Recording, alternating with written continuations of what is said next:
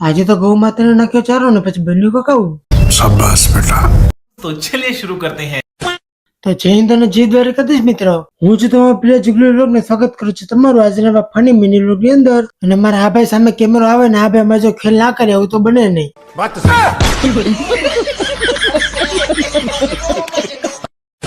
તો આજે છે આપણા ચેલેન્જ નો ત્રીજો દિવસ. તો ચાલો મિત્રો આજનો ફની વ્લોગ અને ફની દિવસ કરીએ આપણે શરૂ. ચલો.